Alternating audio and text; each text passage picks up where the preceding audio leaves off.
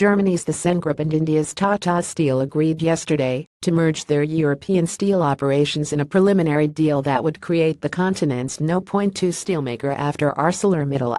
The deal will not involve any cash, Tata Steel said, adding that both groups would contribute debt and liabilities to achieve an equal shareholding and remain long-term investors.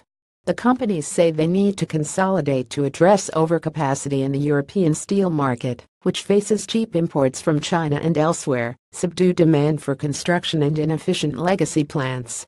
"We want to avoid our steel team restructuring itself to death," Thyssenkrupp CEO Heinrich Thyssenkrupp told reporters, noting its steel operations would face deeper restructuring needs if they remain part of the group. "No one is able to solve the structural issues in Europe alone. We all suffer from overcapacity, and that means that everyone is making the same restructuring efforts," Thyssenkrupp told broadcaster NTV.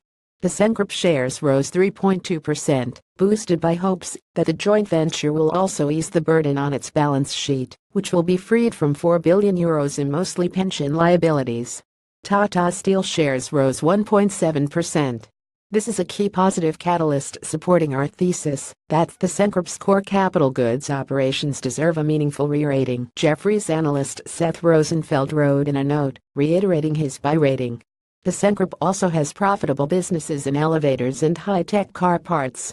Yesterday's memorandum of understanding, widely expected after Thyssenkrupp last week said a deal could be reached this month, outlines annual synergies of €400,600 million as well as up to 4,000 job cuts, or about 8% of the joint workforce. The Essen, Germany-based group, whose operations span construction steel, car parts, submarines and materials distribution, is 15% owned by activist shareholder Cevian, and has faced calls to split off other parts of the business, most notably its elevator unit. Tata Steel Europe had been a strain on Tata Steel Limited for a decade, causing the parent to burn cash at a rate of approximately $1 billion a year. Pooling its operations with Thyssenkrupp would ease Tata Steel's debt burden, freeing up cash flow to allow it to invest to meet growing steel demand in India. Tata Steel last month reached a landmark deal that will allow it to reduce £15 billion in British pension liabilities, long seen as the main hurdle in talks between the companies, which have lasted more than a year and a half.